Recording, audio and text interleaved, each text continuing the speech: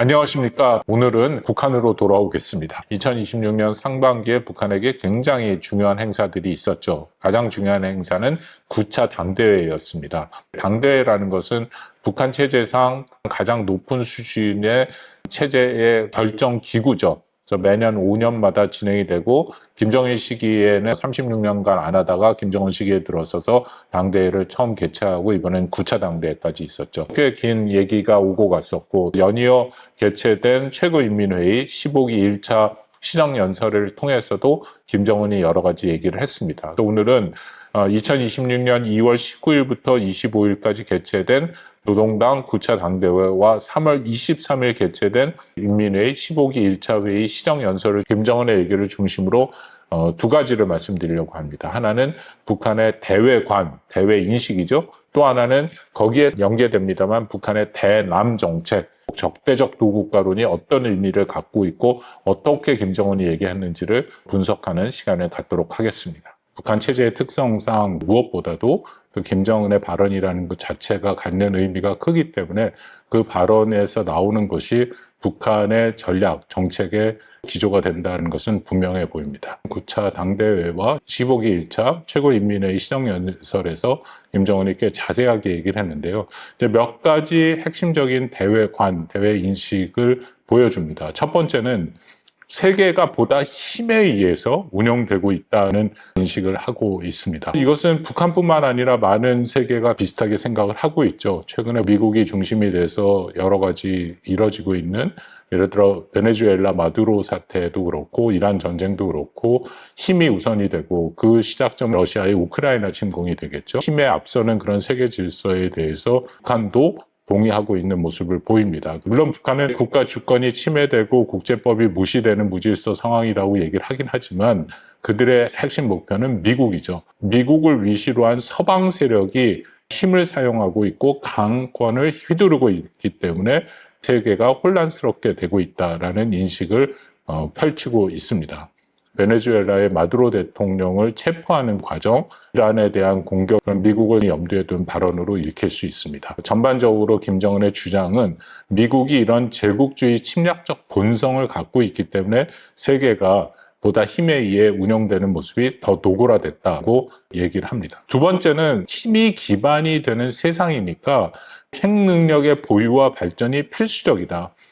당연히 북한의 입장에서는 힘이 위주가 되는 세계에서 자신들을 지키기 위해서는 핵 능력이 필요하다. 늘 얘기하는 것처럼 미국이 핵을 갖고 있기 때문에 북한은 핵으로 대응을 해야 된다고 얘기를 합니다. 정확하게 김정은의 표현을 그대로 옮기면 핵 무력 강화의 여정은 계속될 것이라는 것을 강변하고요. 미국이 어떠한 형태의 확약이나 혹은 경제적 지원 약속하더라도 핵을 결코 포기하지 않을 것이라고 말을 하고 있습니다.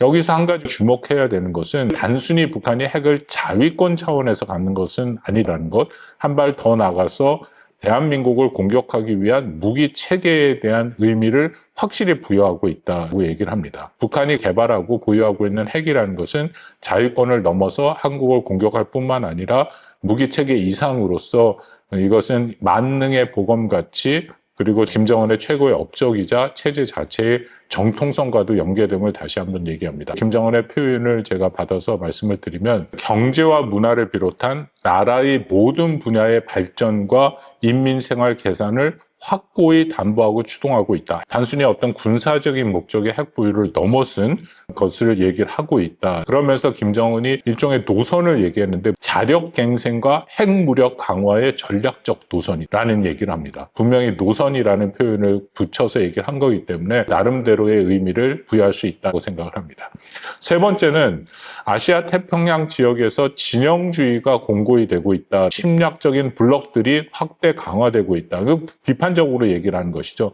미국을 중심으로 하는 서방 진영에서 진영주의를 구축해서 북한을 비롯해서 중국, 러시아를 포함한 진영들을 공격하고 있다는 뜻으로 얘기를 하는데 그렇기 때문에 북한은 미국의 강권과 만용에 대항하기 위해서 자주 세력이 단결과 항거를 해야 된다고 얘기를 합니다. 다뤘던 주제 중에 하나인데 김정은은 2021년 이후에 신냉전 진영주의를 강조하고 있습니다. 당연히 북한의 입장에서는 이렇게 진영을 구축할수록 자신들이 그 안에서 핵보유국으로도 인정받을 수 있고 그 안에서 냉전처럼 완전히 분리된 경제체제를 유지할 수 있으니까 대한 경제 모델로서 제재 같은 것을 돌파할 수 있다라고 생각하니까 진영이 구축되는 게 북한으로서는 가장 중요한 것이죠. 다만 북한이 신냉전이라는 표현은 2022년, 23년까지 쓰다가 최근에는 사용하지 않고 있는 게 중국이 신냉전이라는 표현을 굉장히 비판적으로 보고 있습니다. 그렇기 때문에 표현을 쓰지 않지만 진영주의를 구축하려고 하는 모습은 중요하게 표출되고 있고 특히 진영 구축에 북한이 핵심적인 역할을 하겠다는 것도 이번에 9차 당대회와 15기 최고인민회의 연설에서 다시 확인이 된다. 마지막으로 결정주의적 역사관을 표출합니다. 결정주의라는 것이 공산화된 사회가 결국은 인류 역사의 마지막 단계라고 얘기를 하는 것처럼 이미 그렇게 역사는 정해진 방향으로 간다는 거지 않습니까? 이제 그런 전통하에서 똑같은 얘기를 합니다. 미국과 서방이 세계를 혼란스럽게 이끌고 이들에 의해서 지배와 예속이 계속 벌어지고 있지만 이것을 결국 종국에는 거부하는 진보적 인류의 저항이 승리할 것이다. 여기서 말하는 진보적 인류라는 것은 북한을 중심으로 하는 민주진영, 결국 사회주의 국가를 얘기하는데 국가들이 승리가 될 것이고 이것을 김정은의 표현에 하면 역사적 발전의 합법칙적 과정이고 필연성이라고 얘기를 합니다. 요즘 북한이 미는 담론이 있죠. 공평하고 정의로운 다극세계. 이건 굉장히 자주 나오는 얘기입니다. 북한뿐만 아니라 러시아에서도 나오고 중국에서도 나옵니다. 이들 국가들이 계속 얘기하는 미국 중심의 일극 체계가 미중 중심 혹은 그 이상의 다극으로 발전할 수 있다. 그런 것을 바란다. 희망도 담은 담론을 계속 밀고 있다. 그러니까 북한도 똑같은 얘기를 하고 있습니다. 공평하고 정의로운 다극 세계가 건설될 것이다. 결정주의적인 역사관을 통해서 얘기를 합니다. 북한이 자주의 가치를 들고 중심 국가로서 적극적으로 이것을 추진해 가겠다라는 의지를 표명합니다. 이것이 전반적인 대외관이었다라고 판단이 되고요. 그럼 대남 분야를 말씀을 드리겠습니다. 2026년 이 상반기 9차 당대회 또 15기 최고인민회의 연설에서 나타난 것을 보면 한국과의 단순히 두 국가가 아니라 적대적 두 국가 관계를 제도화하는 것을 이번에 분명히 보여줬다. 9차 당대회에서 명확하게 얘기를 합니다. 한국을 왜 적대적 두 국가로 보는지에 대한 다음 같은 논리를 얘기합니다. 첫째, 한국 관계는 가장 적대적인 국가 대 국가의 관계이다. 두 번째, 이러한 결정은 최종적인 결정이다. 중대 결단인데 불변하는 원칙적 입장이다. 결코 안 바뀐다라는 얘기를 하는 거고요. 세 번째, 이러한 결정을 내리게 된 이유는 역대 한국 정부가 문화를 유포하고 북한 체제의 붕괴를 노렸다는 겁니다. 마지막으로 이것은 북한 주민의 현재와 미래의 안전을 담보하기 위한 역사적 선택이다. 이것은 최종 결정이고 앞으로도 계속 지속될 것이다는 것을 강변하는 논리를 펴고 있다는 겁니다. 더 이상 한국은 같은 동족이 아니고 앞으로 결코 마주 앉지 않겠다는 얘기를 합니다.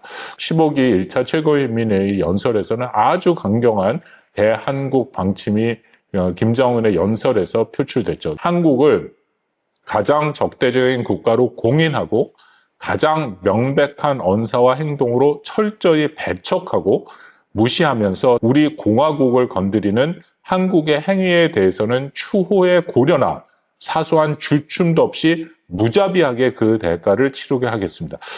북한의 언사가 늘 강력합니다. 거칠기도 하고요. 그렇지만 이 정도로 나왔다는 것은 더군다나 김정은의 연설에서 나왔다는 것에 우리가 주목할 필요가 있다는 겁니다. 그만큼 한국과는 어떠한 의미 있는 관계도 하지 않을 것이고 또 북한이 적대라는 의미를 부각시켜서 자신들이 얘기를 하고 있다는 것은 분명히 확인됩니다. 그러면서 실질적으로 이 노선을 실행하기 위한 조치를 하고 있는데요. 일단은 남북 교류와 대화 협상을 하는 기구와 단체를 정리하고 이제 관련 법들을 폐지하는 작업들을 계속 해온 것은 지난 2023년 12월 8기 9차 전원회의 때 처음 적대적 도국가론을 얘기한 이후에 지금까지 계속 진행되고 있는 작업이고요.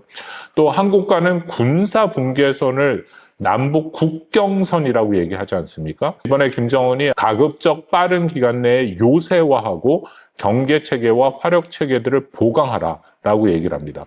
그러면서 실제 제1의 적인 한국을 공격할 수 있는 능력을 아주 구체적으로 지시하는데요. 북한 군대가 갖추고 있는 상용 무기, 이건 재래식 무기를 얘기를 합니다만 이것을 세계적 수준의 위대한 무기들로 갱신해라. 한국을 공격할 수 있는 재래식 능력을 확충하라라는 지시가 내린 것이고요. 그러면서 구체적으로 무기체계도 얘기합니다. 600mm 방사포, 다연장 로켓, 240mm 방사포, 작전 전술 미사일 종합체들 이런 것들이 한국 노리는 그런 전략 무기 체계임을 아까 말씀드린 노선과 더불어서 이것도 하나의 강군 현대화 노선이다라고 발표를 합니다. 이 노선은 한국을 향해 있고 군사적으로 타격하는 것에 대한 준비와 그것을 더욱 박차를 가하겠다라는 자신들의 전략적 방침임을 확인했다라고 판단이 됩니다. 9차 당대회에서 했던 연설 중에 굉장히 중요한 얘기가 있죠. 한국에 대한 고려사항이 백지화됐다. 이게 무슨 말이냐면 한국을 같은 동족으로 생각하기 때문에 이전에는 한국을 핵으로 공격하거나 하는 것은 하지 않고 자위권 차원에서 핵을 보유하고 개발했다면 이제는 한국이 적대 국가이기 때문에 그런 고려사항이 다 없어졌다는 거죠. 없어졌기 때문에 선제 공격도 가능하고 적대국에 해당되는 모든 물리력의 사용도 이론과 기술적으로 다 가능하다.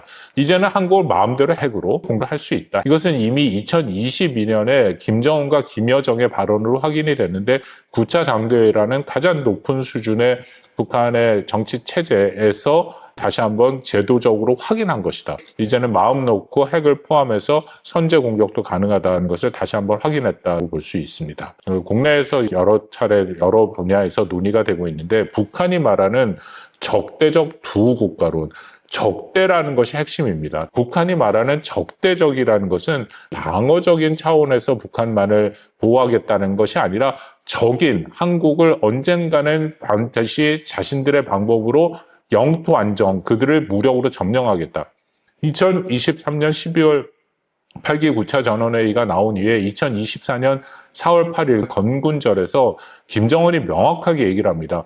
유사시 자신들이 갖고 있는 핵을 포함한 무력을 사용해서 대한민국의 영토를 점령하는 것, 이른바 영토 안정을 하는 것이 그들의 국가적인 목표, 국시라는 것이죠. 북한이 말하는 적대적 두국가론이라는 것은 국가 간의 남한과 북한을 서로 간에 상호 인정하는 조선민주주의 인민공화국과 대한민국을 인정해서 평화적 공존을 하겠다는 얘기가 전혀 아니고 그렇다고 우리가 생각하는 confrontational한 relation도 아니라 결국은 성명적 적대 관계에서 최종적인 단계는 적을 제거하는 것을 얘기합니다.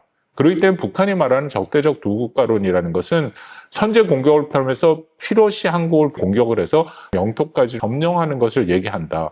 그래서 북한이 말하는 적대적 두국가론에 대해서 과연 한국 사회가 얼마나 제대로 이해를 하고 있는지 거기에 대한 우려가 있다고 생각을 합니다. 북한이 말하는 적대라는 것은 한국을 내버려 두는 것이 아니라 필요시, 유사시 또 기회가 된다면 한국의 영토를 점령하는 영토 안정을 포함하고 있다. 한국을 향한 여러 가지 무기 체계들, 600mm 방사포, 신형 240mm 방사포, 전술 미사일, 그리고 북한이 2019년 5월 이후부터 지금까지 개발했던 무기 중에 상당 부분 미사일은 한국을 사거리를 하고 있다는 측면에서 명백하게 그들에게는 매우 공세적, 공격적인 형태의 군사태세를 유지하고 있고 그것을 통해서 한국을 공격하겠다는 그런 입장은 분명히 확인이 된다고 생각이 됩니다. 그렇기 때문에 우리가 적대적 두국가론에 대해서 9차 당대회와 12기 최고인민회의를 통해서 밝혀진 부분을 볼 때 아주 명백하게 북한의 어떤 입장을 갖고 있는지에 대한 이해가 필요하다라고 생각을 합니다. 오늘은 여기까지 말씀을 드리도록 하겠습니다. 감사합니다.